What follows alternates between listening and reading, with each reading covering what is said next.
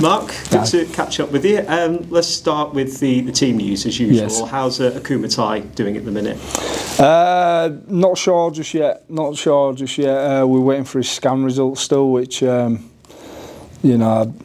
used to, shall we say. So hopefully we can get that a bit quicker next time. But yeah, it'll be touch and go for this week. So we're just waiting to get that scan result back to see what sort of layoff, if any, we're waiting on. But Akuma's, he's as tough as they come. He'll play whenever you want him. It's just sometimes you've got to protect players from themselves and do what's right for them. So I thought we missed him last week. So if he is available, that'll be a nice handy addition.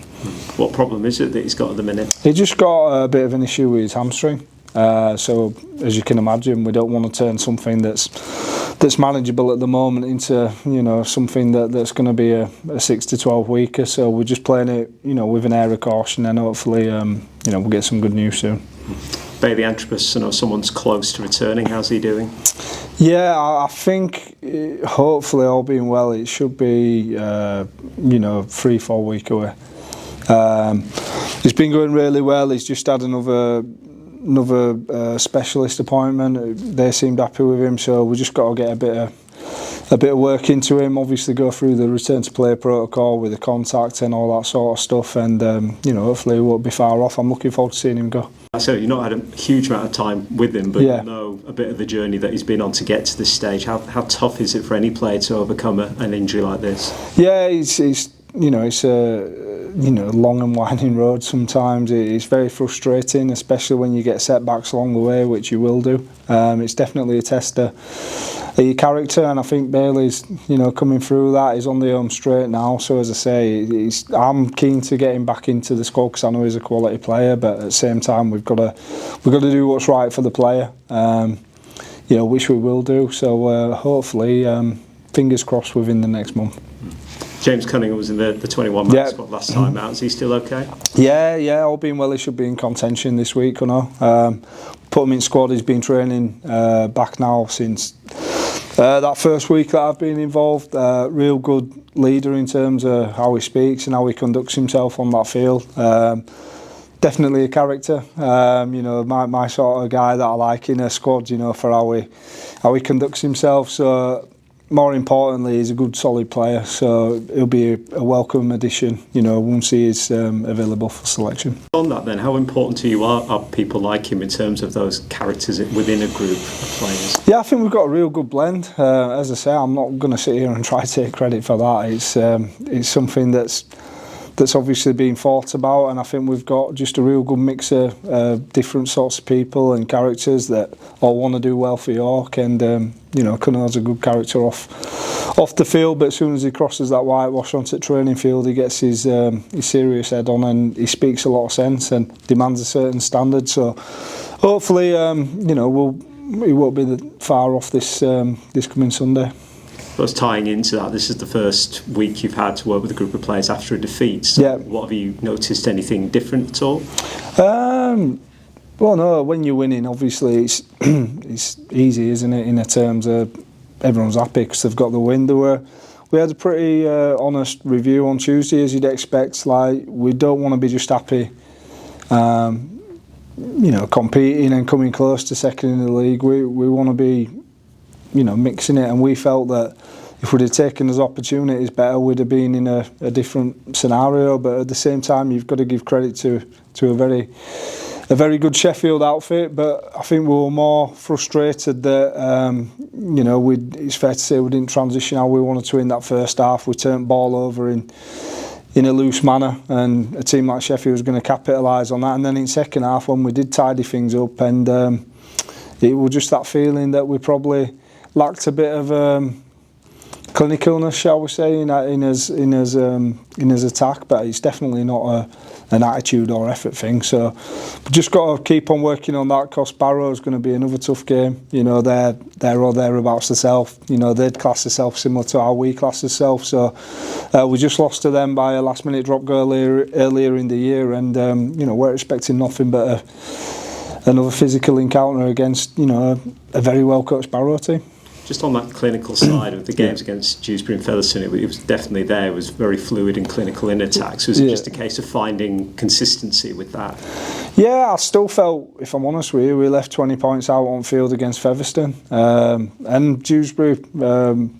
It's one of them, you know, we've got Dags, Atta and Liam. The more they can play together, the more cohesive we're going to get. And then it's a case of working your lines of carry off, people getting to know each other and things like that. So it's something that we're repping in training, but we've also got to demand a certain standard from each other. You know, players demanding a lot from myself as coach and the rest of the coaching team, you know, Cookie, Jed and Will, and vice versa. You know, that's professional sport at the end of the day. You aspire to achieve, and we don't just want to be happy with an 18-10 loss against Sheffield. You know, we want to be able to convert that into a hard-fought win instead. So we had a good video review, and we've just got to make sure that we keep on chipping away and getting them fix-ups that we're all craving.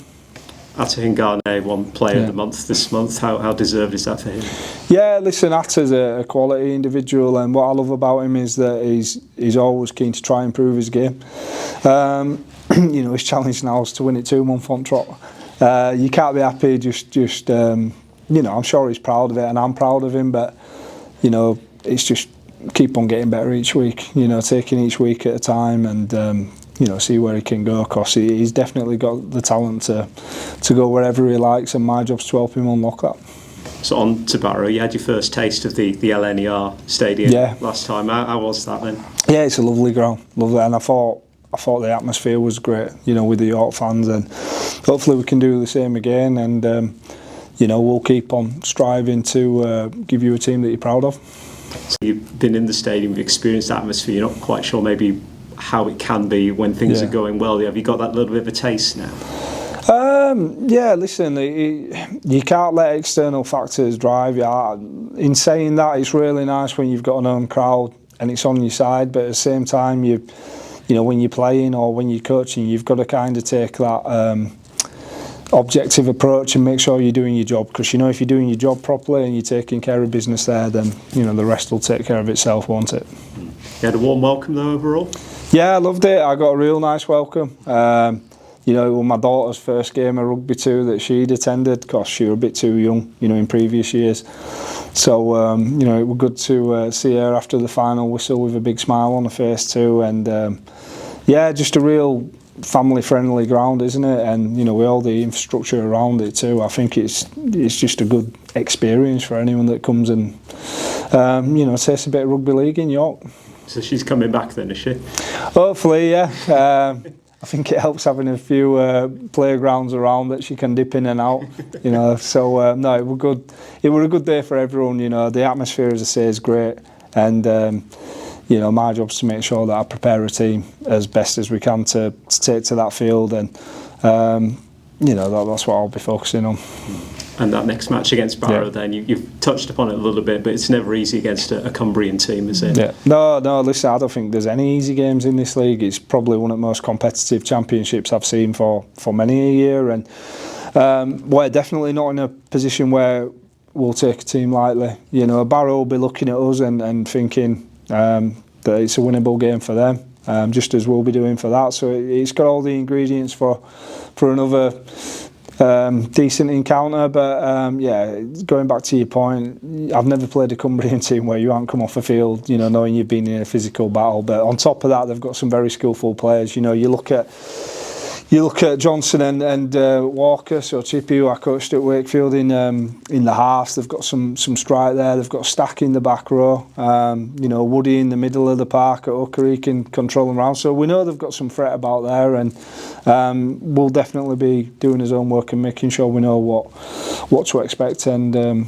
you know, how we can hopefully try and nullify it. Just finally, beforehand as well, the Valkyrie are playing too. Are you looking forward to getting the chance to see them? Yeah, I am. Yeah, I mean, I speak to Lindsay quite often, and it's pleasing to see how well they're doing. And you know, congratulations to the Valkyries that were on England duty on the weekend, and hopefully they can you know, put in a good performance this weekend as well.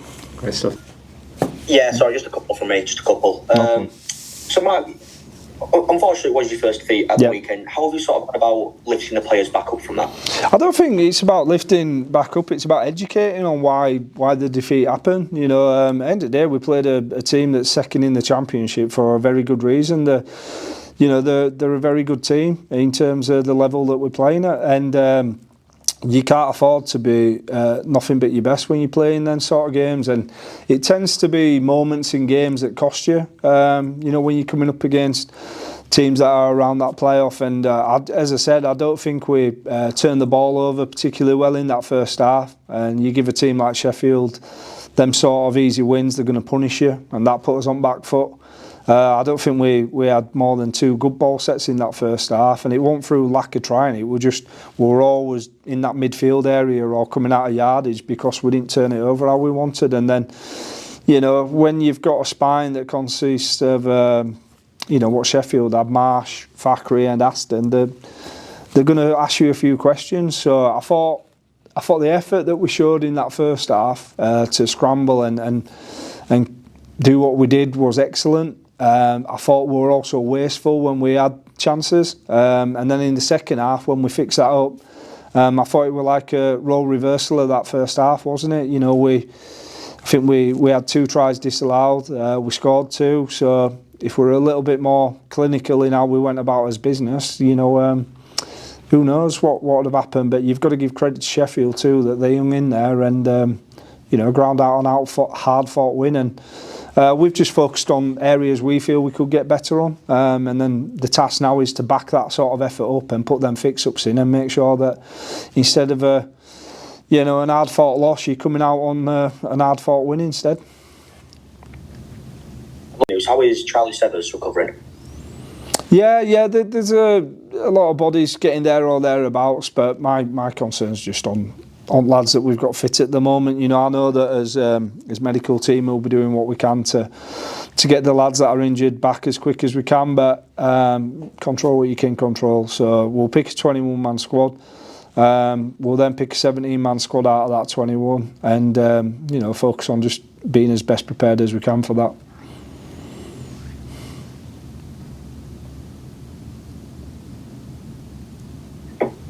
I'm one of the players who currently away from the club, but was playing for Newcastle at the weekend, Robin Hughes. From what we've heard, he's done quite well. How have you spoken to him, or what did you think of sort of how he did the weekend? Yeah, I watched Robin. You know, we'll go through some clips, but yeah, I still think he's got a bit more to do, if I'm perfectly honest with you, if he wants to be playing Championship.